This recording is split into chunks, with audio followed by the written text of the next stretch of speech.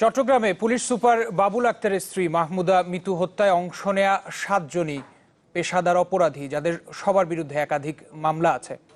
এর মধ্যে ৩ জন ধরা পড়লেও যাকে মূল সন্দেহভাজন ভাবা হচ্ছে সেই মুসা শিকদারের হদিসই এখনো মেলেনি। তাছাড়া হত্যায় জড়িত সবাইকে চিহ্নিত করা গেলেও রহস্য তৈরি হয়েছে মূল পরিকল্পনাকারীকে ঘিরে। এদিকে পলাতক সন্দেহভাজনরা যাতে দেশ ছেড়ে যেতে না পারে সেজন্য সব বিমান এবং স্থলবন্দরে সতর্কতা জারি করেছে পুলিশ। আরও জানাচ্ছেন রনি দত্ত, ছবি তুলেছেন আবু জাহেদ। বন্দরনগরীর কালামিয়া বাজার এলাকার এই বাসায় পরিবার নিয়ে থাকত পুলিশ সুপার বাবুল আক্তারের স্ত্রী মিতু হত্যার প্রধান সন্দেহভাজন মুসা শিকদার। কিন্তু গেল কয়েকদিন ধরেই কেউ নেই বাসাটিতে। যে কোনো খবর আসলে বাড়িতে যায় 2-3 দিন থাকে। এই আমি মনে করছি 2-3 দিন পরে চলে আসছে 4-5টা গাড়ি পুলিশের। ওনারা আসার পর থেকে আর একদম এদের মোবাইলও, এর বউয়ের মোবাইলও বন্ধ। এখন কারো খোঁজও পাচ্ছে না। মূলত এসপি বাবুল আক্তারের সোর্স হিসাবে অনেকদিন ধরে কাজ করে আসছে মুসা। তার গ্রামের বাড়ি রাঙ্গুনিয়ার রাজানগরের রানীরহাট এলাকায়, কিন্তু সেখানে গিয়েও তার কোনো হদিস মেলেনি। এখন উনি কি এখানে থাকেন না? না। আপনারা কোনো খোঁজ জানেন যে উনি কোথায় আছে বা কি আছে? না, আমরা তো জানি না, অনেকদিন যাবত। মিতুর কিলিং মিশনে থাকা অন্যরা হচ্ছে ওয়াসিম, রাশেদ, নবী। সবার বাড়ি রাঙ্গুনিয়ায়।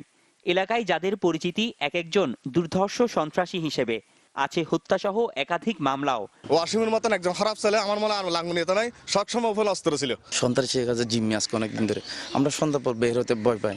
দুজন দুই পাশে গিয়ে তারপর আমার গার্ড ধরে মানে কি চিপে ধরে চাকু বের করার সাথে সাথে মানে কি জবাই করে দিচ্ছে। আমি কিভাবে বাঁচলাম আমি নিজেও জানি না। অনেক হত্যাকাণ্ড এখানে হয়েছে, এই সব প্রত্যেকটা হত্যাকাণ্ডের সাথে তাদের লিঙ্ক আপ ছিল। আইন আদালত বেঁচে আছে, কিন্তু আমার ভাই বেঁচে নেই। আমরা এখন রাত দিন 24 ঘন্টা নিজেদের, রাত্রে ঘুমাইলে ঘুম আসে না। কেন, কোথায় গেল আমার ভাই? আমরা বিশেষ চাই যে বিশেষ না ভাই বাজি খুব চাই বিশেষ আল্লাহ হাসে দিয়ে দিয়া। তবে স্বজনদের দাবি অনেকদিন ধরেই কোনো যোগাযোগ নেই তাদের সাথে। আর হওয়া বালা আছিল আগে আর আইতার দাঁড়ানো দাঁড়িয়ে দিতার খামানি না খার আর 2 মিনিট গিরবাদ করে। মিতু হত্যায় অস্ত্র সরবরাহ করে এতে শামুল হক ভোলা। বাকুলিয়ায় পেশাদার খুনি ও অস্ত্র ব্যবসায়ী হিসেবে তার নাম আছে পুলিশের খাতায়। কেবল ভোলা নয়, তার পরিবারটি দুর্ধর্ষ অপরাধী পরিবার হিসেবে চিহ্নিত এলাকায়। তবে শুধুমাত্র কিলিং মিশনে অংশ নেয়া অপরাধীদের গ্রেফতার ও শনাক্ত করা গেলেও কেন মিতুকে হত্যা করা হয়েছে বা মূল পরিকল্পনাকারীকে, তা নিয়ে তৈরি হয়েছে রহস্য। রনি দত্ত, চ্যানেল 24, চট্টগ্রাম।